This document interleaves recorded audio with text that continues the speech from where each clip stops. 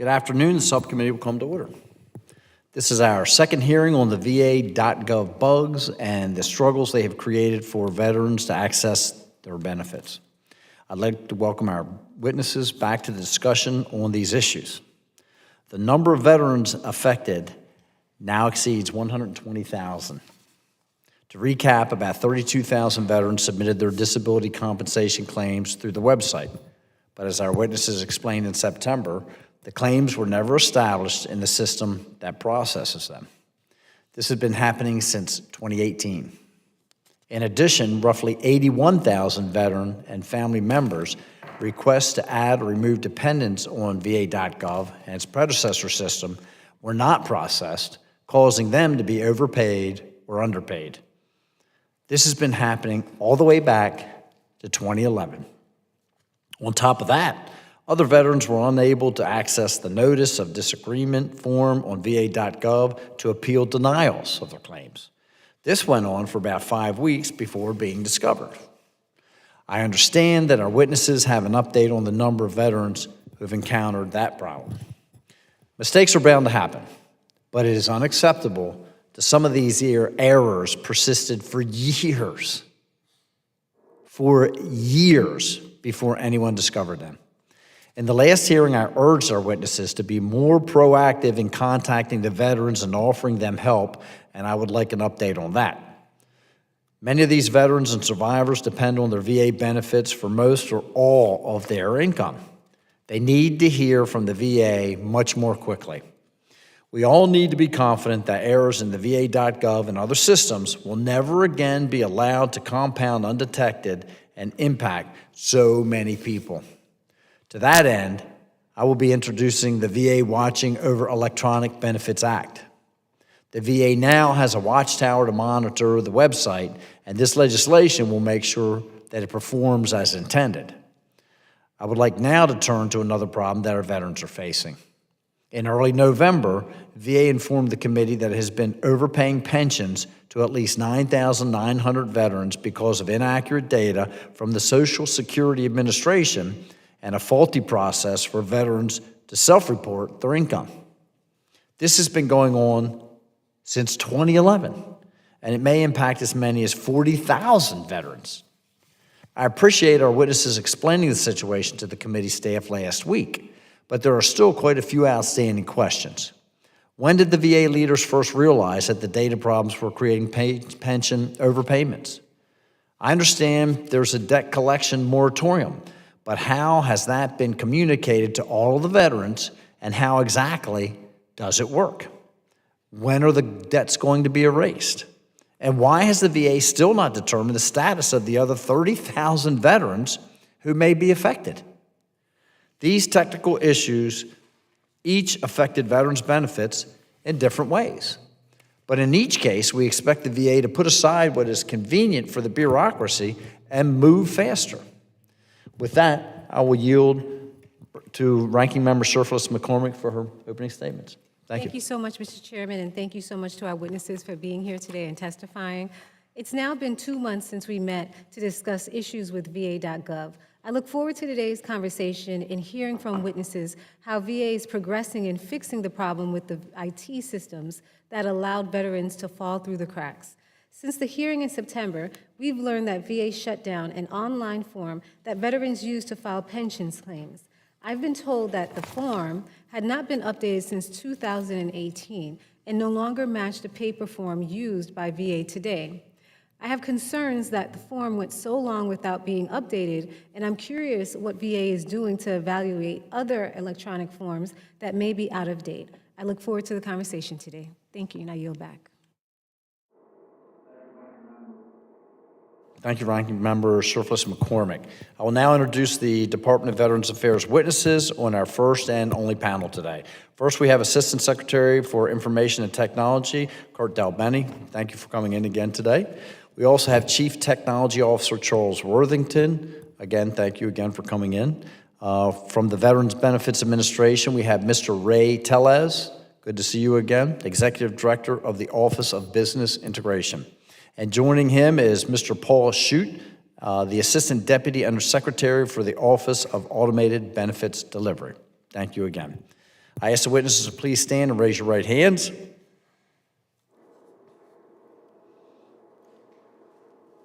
Do you solemnly swear under penalty of perjury that the testimony you're about to provide is the truth, the whole truth, and nothing but the truth? Thank you so much, and let the record reflect that all witnesses have answered in the affirmative. Mr. Del Bene, you are now recognized for 5 minutes to deliver your opening statement on behalf of the panel.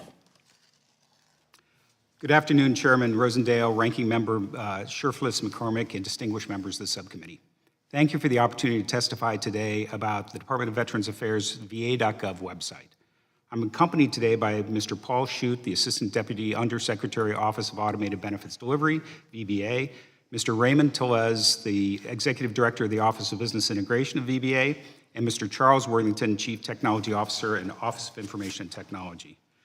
VA is committed to providing veterans with a seamless digital experience they've come to expect in their consumer lives, and VA.gov's platform strives to be that digital front door.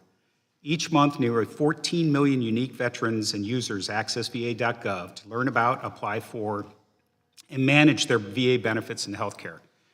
As an update to our September hearing, the Department would like to share our progress in recent VA.gov issues. With respect to the disability claims submission errors, as you'll recall, we previously identified approximately 32,000 claims that were not correctly established due to a technical issue.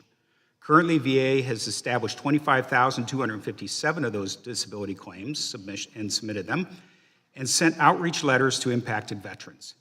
As of November 28th, 89.4% of the established disability claims were decided.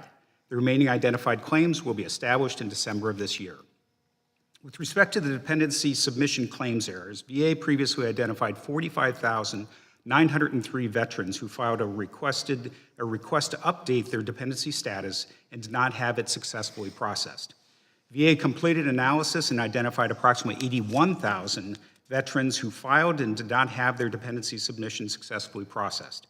As of November 28th, VA established 70,406 dependency reviews and has completed 37.5% with a decision notice to veterans. The remaining 10,975 dependency claims are targeted to be established in December. With respect to the PACT Act intent to file issue, with record high claim submissions, the back end of VA.gov system was had an abnormal increase in timeout errors where VA.gov was unable to process a veteran's intent to file.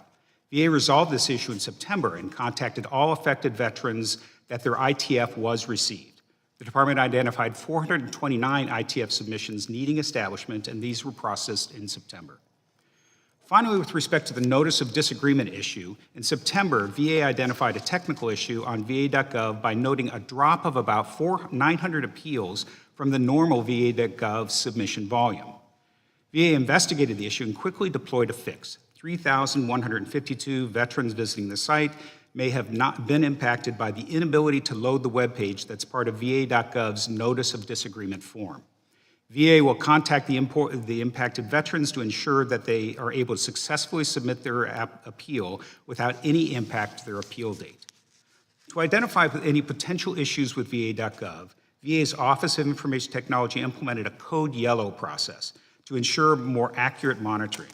Code Yellow includes monitoring the health of the most important applications and features of VA.gov and making these monitors accessible in a single place. Additionally, Code Yellow ensures a government employee knows about any significant issues within 24 hours. So far, 80% of VA.gov's most important features are monitored, and VA will complete automatic monitoring of the top features by the end of Q1 of fiscal year 24. Finally, unrelated to previous VA.gov issues, I would like to address the recent notifications concerning the VA.gov Pension Application Interactive Form being temporarily unavailable from November 8th of 2023 to November 31st or January 31st of 2024. Leveraging PACT Act funding, VA is updating the interactive form so it matches the current paper version of the form. Veterans, their families, and accredited representatives are still able to download the current pension application form and submit it using VA Quick Submit on Access VA. Chairman Rosendale, Ranking Member Sherflitz McCormick, and members of the subcommittee, thank you for the opportunity to appear before you today. As previously mentioned, VA.gov is the digital front door for veterans, And veterans need to have confidence their benefits and services are available, accurate, and secure. I look forward to working with Subcommittee to address our greatest priorities and challenges that we face in our digital transformation. This concludes my testimony, and I look forward to any questions you may have. Thanks so much, Mr. Del Benny. The written statement of Mr. Del Benny will be entered into the hearing record. And we will now proceed with questioning. I recognize myself for 5 minutes. I'm going to begin with you, Mr. Tellez. Mr. Tellez, I'd like to return to the 32,000 veterans whose disability compensation claims submitted to VA.gov were not established in the system. Why are you only notifying the veterans as you process their claims? Why have we waited so long to provide them with the ones that have not been notified with the others with any information whatsoever? Thank you, Congressman, for your question. I believe we are notifying them at the time of the claims establishment because that's the time that we are taking an action on their claim. So it not only updates the veteran of the action, but explains why we are taking that action for them. So why wouldn't we give information to the veterans whose claims haven't been recognized at all and at least let them know that they haven't been recognized? There's a lot of veterans out there that are completely oblivious, okay, to the fact that they haven't even been recognized. Their claim has not even been recognized yet. Why aren't we sending some kind of notification out to all of them? Thank you, Congressman. I'll take the action back for our communications team to see how we could use social media and other avenues, VSO organizations, to continue to spread that message on that issue. I mean, because they're walking through thinking they've been brought, recognized into the system. You see where my concern is? And they don't even know that there's a problem. I do. Thank you, Congressman. And I'd just like to remind folks that if they have a question or concern, they can call VBA's National Call Center, 1-800-827-1000, Monday through Friday, 8 o'clock in the morning, 8 a.m. to 9 p.m. Eastern Time. If they do have questions, while we continue to socialize some of the challenges that we've had with the VA. Okay. Well, again, ignorance may be bliss, that's a saying, but when you are trying to get a benefit, okay, and apply for it, and you've applied for it, and you don't know that it has not been recognized by the system, then these folks aren't even aware that they have a problem. So as you give an 800 number out there to folks that aren't even aware of the fact that there's a problem, why would they even bother to call? How and when do you intend to notify the remaining veterans and process their claims? Thank you, Congressman. We have another batch, automated batch process scheduled for this month for the remaining veterans who had submitted claims. So we will notify those remaining veterans this month when we put those claims under control in VBMS. Okay, and how do you decide what order and process these disability compensation claims is going to be in? Okay, do we have some kind of a priority checklist from veterans that are either impacted by income, or is it by chronological date, or is it by, what matrix are you using to make a determination about when you contact people? Thank you, Congressman. I'll ask Mr. Shute if he could respond to that, please. Very good. So we don't have a prioritized list in terms of income or other demographic factors. What we did is we looked at the population of veterans who were impacted by the 526 application issue on VA.gov, which claims we could get established most quickly so we can start working those claims, get those veterans a decision to make them whole. As Ray said, we've got about 7,000 veterans left to establish and process their claims, but there is no order prioritization in terms of the factors that you mentioned. So someone who has a more severe disability and might be more reliant upon that income isn't going to get any kind of preferential treatment to someone who might be just literally subsidizing their lifestyle a bit. Once the claim is established, we continue to follow the protocols that we have for prioritizing claims for certain populations of veterans, terminally ill, homeless, things of that nature. So once the I understand once the claim is established. The problem is going out and actually establishing the claims for the people who have tried to. Are you understanding the question I'm asking? Okay, they think that they are already in process, and they are not. And so what I'm trying to do is determine exactly what criteria are you using to get a hold of these people. And if there's not any sense of urgency or priority given to anyone, which it sounds like what you're doing, you're just sort of, as a matter of fact, quite the contrary. You said in your words, that you're trying to utilize the easiest cases possible to process faster? We are working to establish the claims that we can decide as quickly as possible. Those are the claims that get established first, correct? Okay, rather than run over, we're going to have a couple of rounds here, so I'm going to go ahead and recognize Representative Sherfless McCormick for 5 minutes for questioning. Thank you, Mr. Chairman. Undersecretary Del Bene, it seems that you have been left holding the bag. Many of these IT issues have gone undiscovered for years through multiple administrations and countless CIOs. You just happen to be there, the one in this seat when we have found them, and are left to answer all the hard questions. I thank you for your efforts to get VA's IT system up to the standard that we expect and that veterans deserve. I'd like to spend my time getting some updates on the issues we discussed in September. At our last hearing on VA.gov, we discussed the approximately 45,000 veterans who attempted to update their beneficiaries' information failed. When did the issue first start, and how did we identify it? Thank you for your question. Actually, I think I would pass that question to Paul, who can answer it more completely. We first discovered the issue in August 2021. At that time, we found a defect between the interaction between our VA.gov and VBMS systems. At that time, we had delivered a capability to generate a report anytime that issue was encountered, so that our Office of Information Technology team could pass a report basically to VBA so that we could manually establish and work those claims. Now, it wasn't until January of 2023 that we learned from our National Call Center that they were getting an increased volume of calls from veterans who had filed a dependency claim on VA.gov and did not receive a decision. At that point in time, we stood up an integrated project team to really delve in and see if there were other issues that we hadn't accounted for. And that's what led to the population of 45,000 veterans that we reported at the last hearing.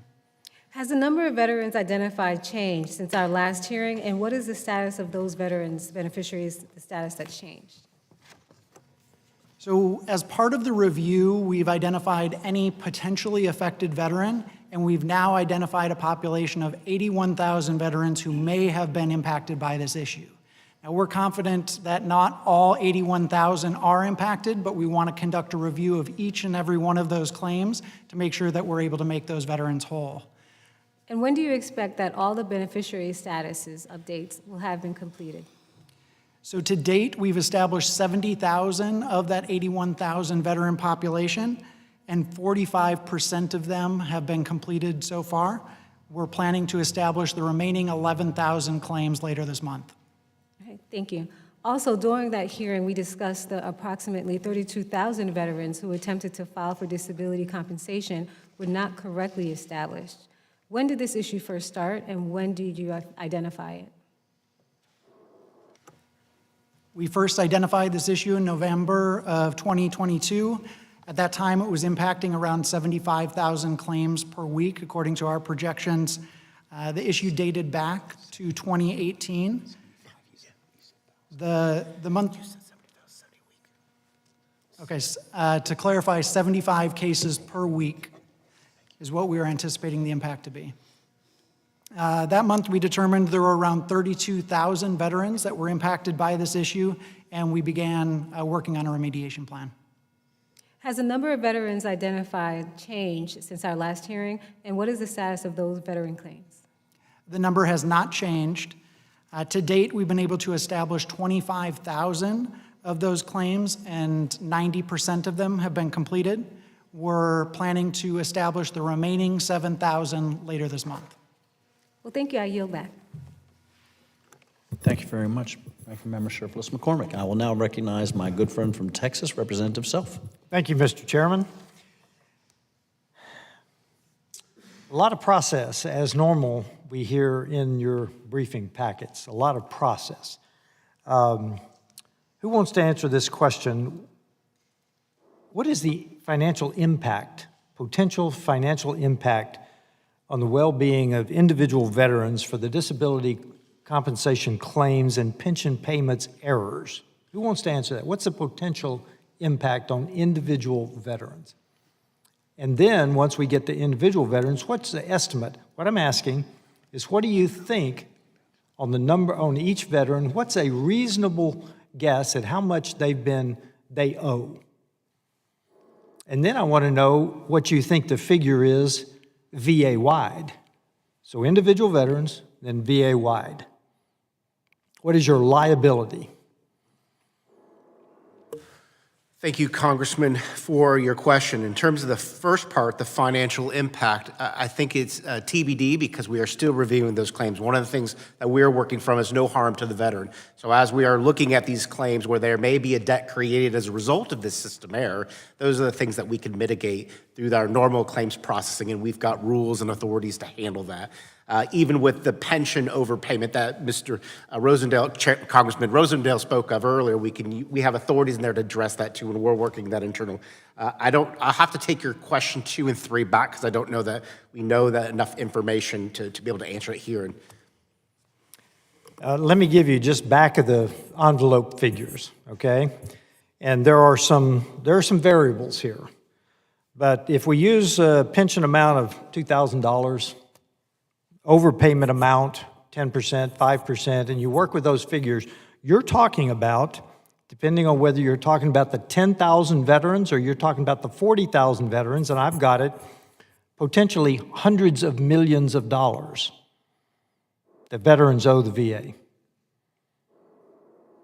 Is that reasonable?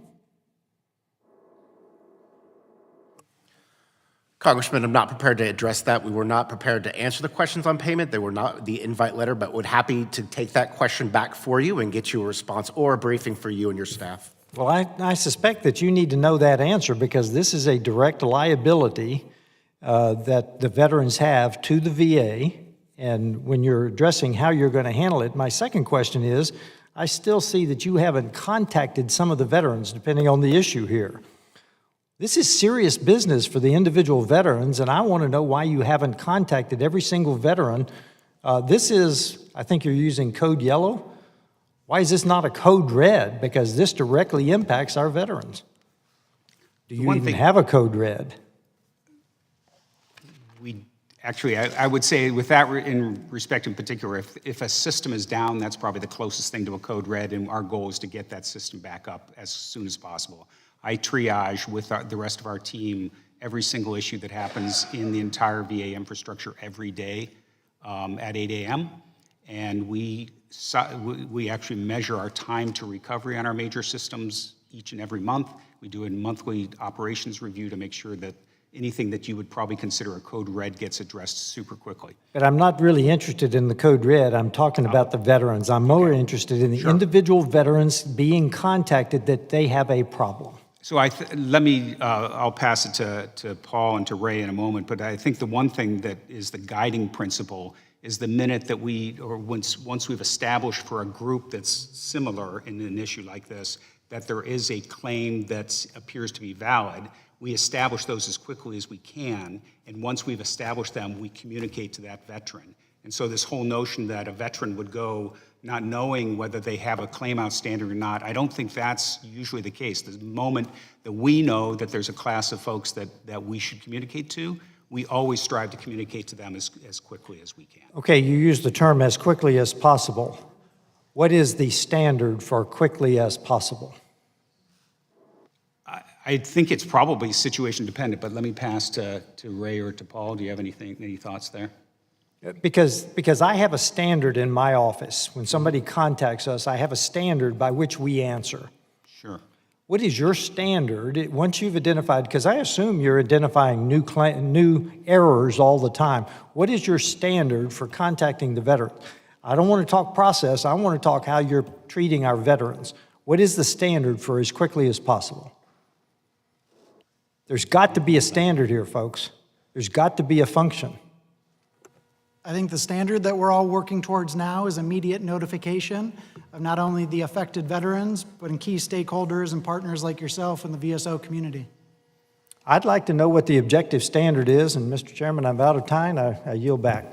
Thank you very much. And quite frankly, we have just heard from you and two contradictory statements, Mr. Del Benny, that you want to have immediate notification. As soon as you find that there's a problem, that you want to make sure that the veterans are notified. And we know, and you know, of information for a year's time now where they have not had their information recognized by the Veterans Administration because of failures within the software programs, and you have not notified them. So how in the world are you going to sit there and say that immediate notification when you've got thousands of veterans who have applied for benefits and have not been notified that their form, that their application has not even been recognized by the VA yet? That is not immediate in anybody's book. Mr. Worthington, let's talk about the notice of disagreement issue, and not the one that I have with you right now. We have heard several different numbers of veterans impacted who may or may not have been able to appeal denials of their claims. Now you're telling us it was 3,152. Do you know who these veterans are, and have you determined whether they were able to file notice of disagreement using a different method? Thank you for the question. The notice of disagreement bug impacted the ability of, we believe, 3,100 veterans to load the form. And we don't know for sure if the veteran would have intended to submit the form or not. This would have appeared to them as just an error loading the web page. We do have a record, however, of who those individual veterans are, and I believe the board is planning to reach out to those veterans to ensure that they have been able to apply for an appeal if in fact that was their intention, and if so, to be able to maintain the effective date of the appeal dating back to that error. When did you discover the problem? I believe that this was discovered in August of this year and fixed a few days after that. Okay, and so we have still trying to notify these veterans. Mr. Shute, was that immediately? August? They found out, they discovered in August. Would you call that immediate notification of those veterans? Here it is, December what is today? The 4th. That's not immediate in my book, okay? Mr. Worthington, when are you going to contact the veterans who haven't filed a notice of disagreement that you've identified that tried to? I have to get back to you with these specific plans. I believe the board and OIT are working on that for early next year. Mr. Del Benny, I would like to quickly turn to the 56,000 dependent changes that were not processed. I understand this number has risen now to 81,000. How many of these requests have you processed now, and how many of these veterans or dependents have already passed away before the requests were even processed? If I may, I think Mr. Schute's probably the best person to answer that question. It's in his domain. So of the 70,000 claims that we've established to date, we've completed 45% of those. In terms of the result of the claim decisions, we don't have that information available today, but I'd be more than happy to provide that to you in the committee. What I'm trying to discover is, obviously, when the claimant has passed away while they were in process, not only did they not get the benefit of this, but it certainly complicates the beneficiary thereafter of any benefit that they're going to serve as well. So the long and short of it is, where's my calculator?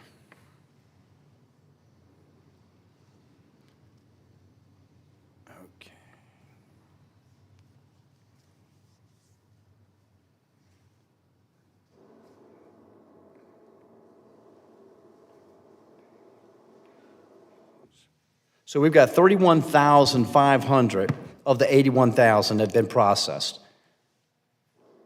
That's about what I've got. You've got 70,000 of the 81,000, and you've got 45% of the 70,000. So 31,500 have been processed. That's a fancy way of saying 31,500. So we've still got a lot of people, again, out there that have not been process notified. Mr. Worthington, I have some questions about VA.gov Watchtower. If I understand correctly, it focuses on monitoring transaction volumes to detect the anomalies. Spikes volume, or valleys in the volume. Why not focus on detecting the processing errors themselves? Yeah, it's a great question, and it does include both volume, but also error rates and other key factors that would indicate the health of a specific feature. So the intention would be to summarize what you're describing. Yeah, well, everyone continues to speak about, again, the anomalies and the peaks and valleys in activity, and that's what you're using as the flag, if you will, to identify that maybe something is going wrong. Does the software, are you telling me the software does have the ability to identify when there is a problem in the information that is either being received or delivered? Yes, we're additionally looking at error rates in the transactions. So volume would be one indicator, but also error rates and things like latency, how long did the request take, are other factors that are going into the watchtower. Okay, I'm going to yield to Ranking Member Surplus McCormick for additional questions. Thank you, Mr. Chairman. My next question is for Mr. Del Bene, or anyone of the witnesses who can answer it. We saw an article from a Florida man, a veteran actually, who received a notification that he was in debt to the VA for more than $100,000 related to the issues with the income verification. Naturally, that created a lot of anxiety with our veterans, wondering if they too owe money and if they would be in that situation. So I wanted to talk to some of the assurances that we may provide for some of our vets who are in this situation or maybe later on. Related to the pension program issue, I understand that the VA intends to use all of its authorities available to forgive any debts incurred by veterans. Is that correct? Let me pass that one to Mr. Shute, who's the domain expert there. That is correct. We are looking to exercise the authorities available to us under the Cleland-Dole Act, which would allow us to prevent debt from occurring in those situations. While we're working to codify that into regulation, we have some draft policies in place that are being reviewed by the Secretary right now, and those decisions should be coming out soon. And just to clarify, could you expand on that for some of our veterans who might be watching and who might be anxious? Because a lot of the veterans in my district became anxious. I want to make sure that it's clear for them that we have a reassurance. Yes, so the Cleland-Dole Act, I believe in Section 252, ensures or prohibits VA from creating a debt for veterans when it's an action that's due on part of the VA and in delay in the processing time.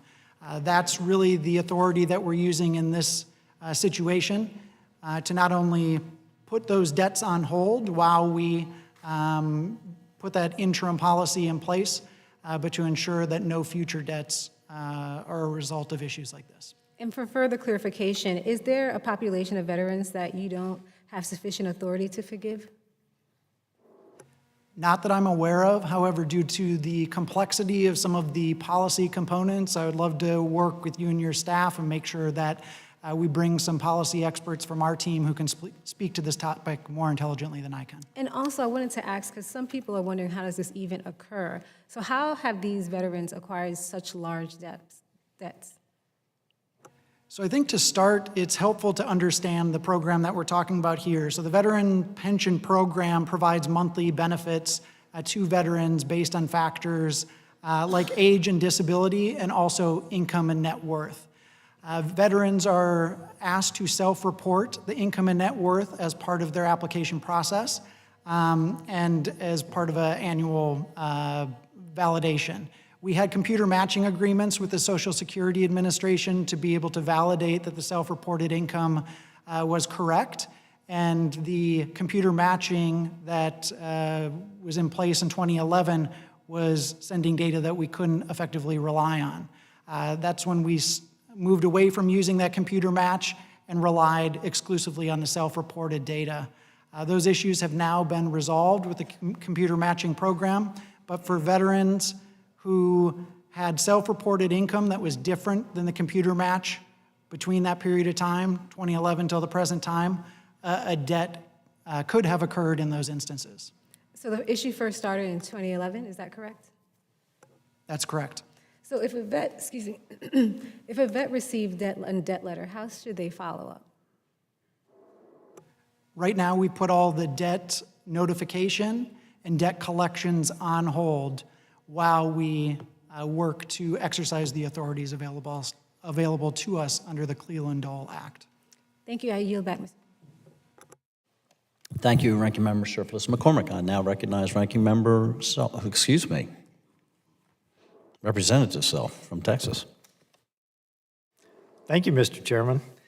Do you think that Watchtower is quality control? Yes, I would say that we are designing it so that we have more confidence in the specific health of any given feature at any given time, because VA.gov is such an expansive product with so many aspects. This would give us a way to know more proactively if there's an issue happening impacting one of those features. Now, I disagree with you because what you said is you're monitoring the health of your functions. That's what I disagree with, because everything we hear, again, is process here. I hear very little about the veterans. I'm talking about the quality of control that should be exercised in the determinations. And we've had other briefings about the appeals board and all of that. But this is my problem. I disagree that Watchtower is QC on the issues that we're addressing today. Why can, we're talking about excess VA here, why can the live forms not keep up with the paper forms? It looks to me like it would be harder to get a new paper form approved than it would be to recode a live form on VA.gov as opposed to Access VA. Why can they not keep up? Why do you have to take that function down and have people use Access VA? Can anyone answer that? If I may, the first thing I'd like to address is I think the difference between what Mr. Worthington, where his head was at, and your point around QC is it's a portion of QC. It is a full process from ingestion all the way to processing of those appeals. Mm-hmm. I think Watchtower is QC in that front end. The other thing that wasn't mentioned, which I think is really important, is we've changed the error handling so that everything that doesn't get processed by the actual software goes into the inbound mail for people to process manually. So I think that is that quality control that makes sure everything gets processed. But then there's a separate discussion about whether the handling of the application once it's actually been submitted is quality controlled, and we can have a discussion about that too. So I just want to make a distinction there. In terms of the forms, every time there's a form that's changed, the computer version of it gets onto a feature list that gets prioritized by us and by the VBA to decide what features will be implemented in what order. And I think that is a very back and forth process. Lots of debate goes on of what's more important, adding more capability to VA.gov so that more people can apply online versus changing the particular form. I think in this particular case, VBA had found a way around it so that they could actually still process these forms by reaching out to the veteran, and that weighs into that kind of prioritization scheme. Okay, I won't pursue that, but let's talk about your authorities. When you talk about pensions, typically these are low-income and elderly veterans, correct? So as I read the authority to delay collection, when I read the authority, the secretary can delay for if it is likely to cause repayment of such overpayment makes it more difficult for the individual. Likely to cause an unpaid debt to be referred to the Treasury offset program are not in the best interest of the individual. I think that could cover almost everyone in this program because we're talking about low income and elderly veterans. Is that a fair statement? And the follow-on question I'll give you before you answer, do you simply delay or do you do any expungement? Let me pass that one to Mr. Shute to respond.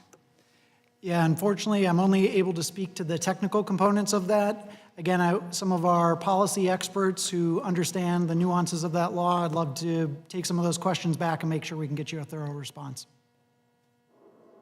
Okay, do you do expungement? I'm not aware of any policies related to expungement. So we've got potentially hundreds of millions of dollars that the veterans of this nation owe the VA. Many of them don't know it, and you can delay it but not expunge it. That's something we probably ought to make clear to our veterans. If you've gotten one of these letters, or if you're going to get one of these letters, I think we need to make that clear to our veterans. With that, I yield back. Thank you very much. Mr. Worthington, I'm going to get back to the Watchtower process. Do you think it would be unreasonable expectation to prevent the errors in the situations that we've been discussing? No, I think that is exactly our goal, is to reduce the chance of errors like this happening, and certainly not for as long as they happened in this case. We view that as unacceptable, and this program, I think, will give us more confidence that that's not occurring as we try to get all of the features monitored. Okay. If Watchtower currently covers about 80% of the VA.gov's most commonly used features, what are the other features that are not covered? Well, we're working our way down the list. As Mr. Dabani mentioned, we're planning to get to 100% of those Tier 1 features by the end of this year, by the end of December. But we want to get all of the features on VA.gov similarly monitored. I think that will be a work in progress as we continue through the year. How can we be sure that the veteran submissions to those parts of the website are not being lost or delayed? I think we want to look exactly into that question now that we have the pattern of these initial errors. We're going to be looking at all of the different types to ensure that we, if we see any similar issues, we can fix them as well.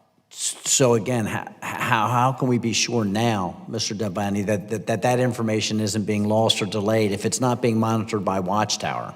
I think the important thing is the error handling, if something doesn't get caught, is changed so that it always goes into the inbox for somebody to humanly process. So that says, one, we want to monitor how it's doing, but two, we have a fail-safe that goes in for manual processing. So is that happening now?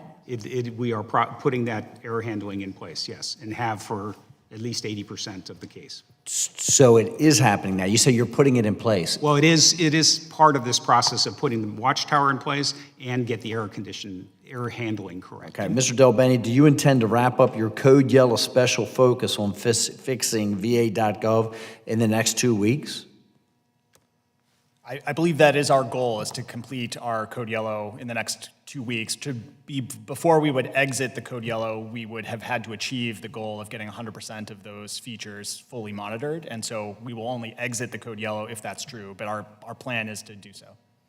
Do you believe that is possible, that this is physically possible? Because we're going to be coming back again and bringing these questions up, so. Yes, I currently believe we can finish our stated goal of the exit of the Code Yellow for those Tier 1 features by the end of this year. I think it's important also, if I may just very quickly, the importance of Code Yellow is we don't actually exit the Code Yellow until the exit criteria are met, which means we'll be in the state, and the time frame is as Charles said, but. Sure, and I'm more concerned about the work being done than what color you call it, okay? Fair enough. I just want the work to be done, and I want you to be truthful when you're here before us, that this is realistically how long it's going to take us to accomplish that. I would rather have a little bit of bad news right now, knowing that it's going to take a little bit longer, and have it be accurate, than have you blowing smoke up the rear end of a horse, okay, right now, telling us bad information. Understood. That's basically what I'm getting at. And I do want to be clear that we're focusing on those most used features. We still also want to cover all of the features of the website, and as we expand the Watchtower to include all the features, we may find other things. That would be the hope, is that we do find them so we can fix them. So, Mr. Del Bene, I want to turn to the pension application form that was disabled on VA.gov. How long did it go without being updated to reflect the changes to the paper form? I believe the current version of the paper form was implemented in 2018. For at least a year thereafter, there would have been a policy to allow the old form as well. And so for at least a year past that, so you can say within around 2019, it would have still been accepted. But from that point forward, it would have, when an agent received it and started processing it, they would have to reach out to the veteran to get that additional information. It's important to stress that at least half of the times when an agent receives one of these pension forms, they actually have to go back to the veteran to get more information.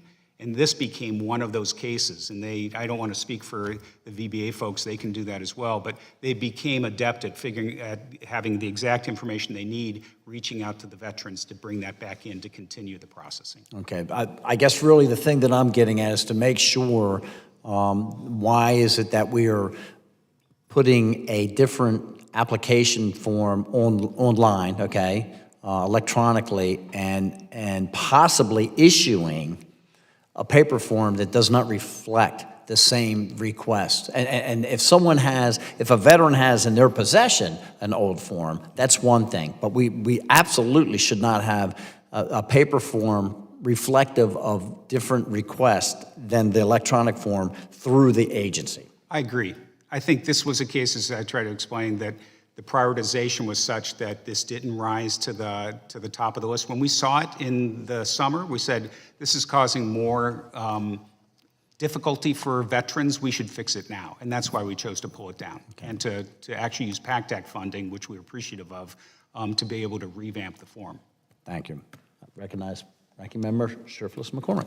Thank you, Mr. Chairman.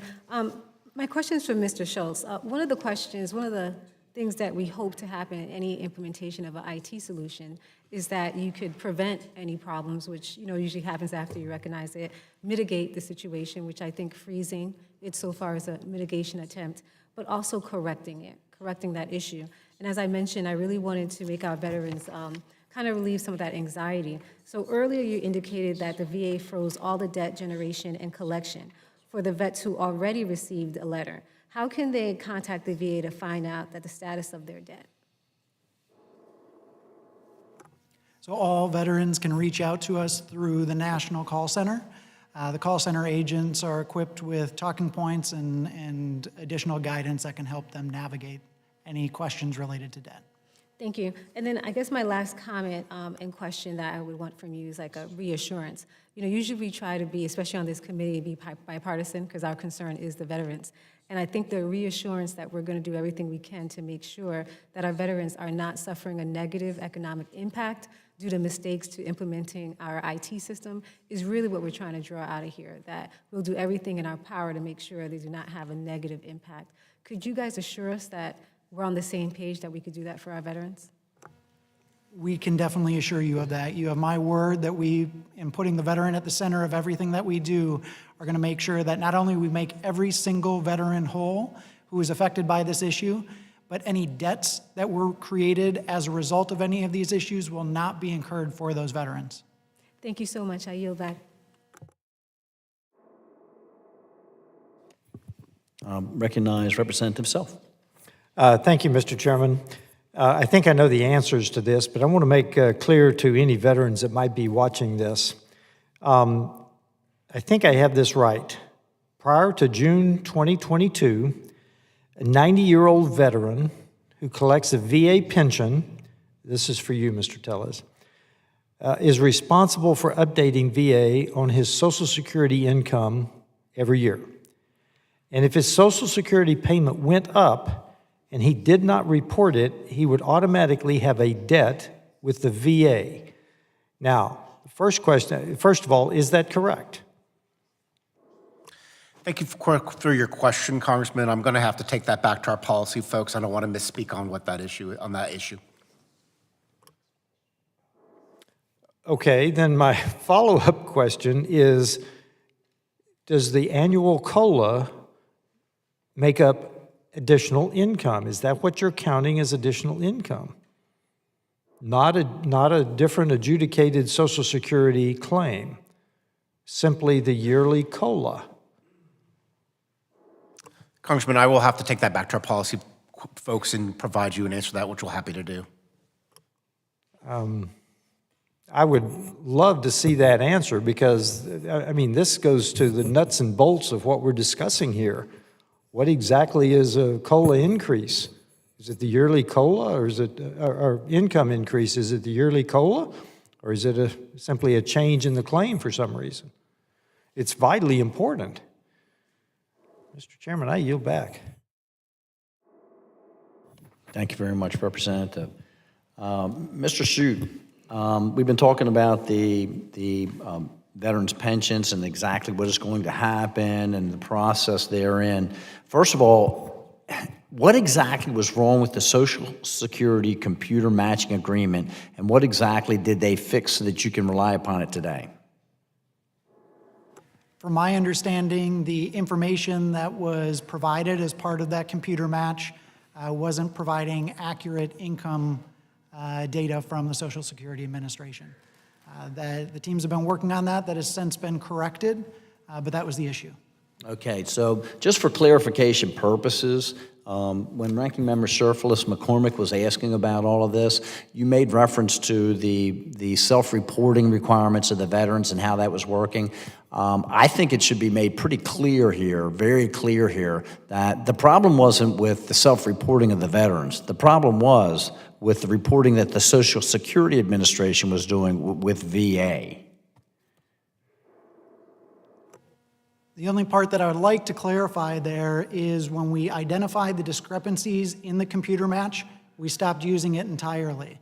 Once those issues were corrected and we could rely upon the data coming back from the Social Security Administration, that's when the comparison of the self-reported data to the computer match was effectuated, which did result in those debts. So it wasn't until we could accurately rely upon that information that that match occurred. I understand that, but again, I want to make sure that we're clear here that this was not a deficiency by the veterans themselves and their reporting. It was a problem with the software or the reporting that the Social Security Administration was doing with the Veterans Administration.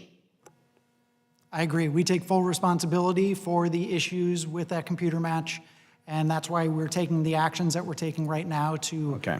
Again, I just wanted to clarify that because as the conversation was taking place, it sounded like a lot of the weight of this was being blamed upon the veterans themselves for some kind of inaccuracies in self-reporting, and I wanted to make sure that that was not. Mr. Shute, exactly what needs to happen in order for the Secretary to McDonough to erase these debts? So the Cleveland-Dole Act provided us some authorities that we are working to codify into regulation.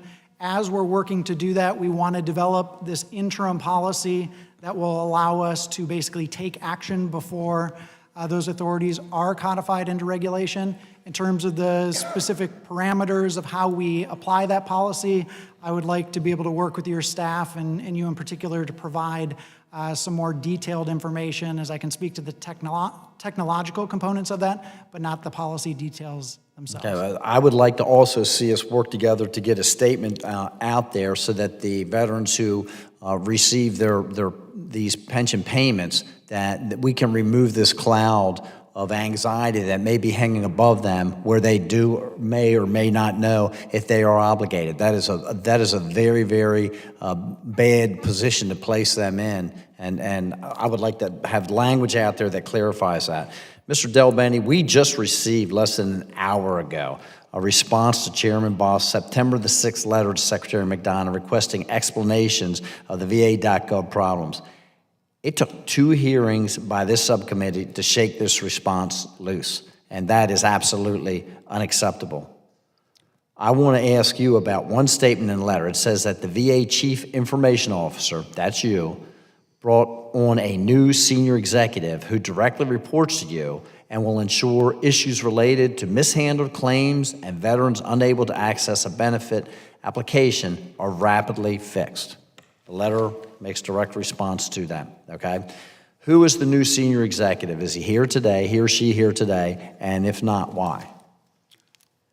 Well, thank you for the question. I actually hold myself responsible for making sure that we make any fixes. I'm not sure. I'll have to go back on the reference to the actual executive we're speaking of. I've got a quote here right from the letter from Secretary McDonough. And it says, recently VA's Chief Information Officer, CIO, brought on a new senior executive who directly reports to him and will ensure issues related to mishandled claims and veterans unable to access a benefit application page are rapidly fixed. Let me get back to you on that one. You don't know who your new senior executive is? I know all of my senior executives. I'm trying to make sure that I give you the correct information in terms of who we're referencing there. We will look for that by the end of day today. okay? Not by next week. If you've got a senior executive that the Veterans of Secretary of Veterans Affairs is saying that is responsible for something, and that you hired them, we need to know about that. Fair enough. We'll You certainly should know about that. get back to you today on that. I defer to Ranking Member Sherfless McCormick. I yield my time.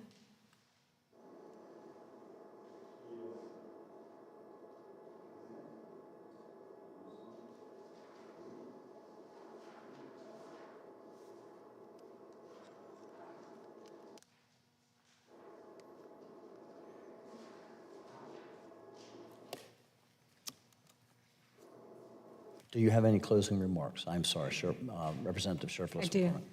Thank you Thank so you. much, Chairman Rosendale. I appreciate the testimony and answers from all our witnesses this afternoon. I recognize that no IT solution is perfect, and they are constantly evolving and changing, and that evolution introduces risk. VA has a lot of work to do to resolve these IT issues and to make sure the fallout is managed for the veterans' impact. Specifically, that veterans do not suffer any negative impacts. We will continue to monitor the situation until it is resolved. Mr. Chairman, I yield back. Thank you very much, Representative Sherfless McCormick. I want to thank our witnesses for returning this afternoon to update the committee and the public on these issues that are so important for veterans and their livelihoods all around the country. Please remember, these hearings are not just for the people in this room. Tens of thousands of people are watching on the internet and on C-SPAN. Veterans expect that whenever the VA gives them a piece of technology to use, it's going to work.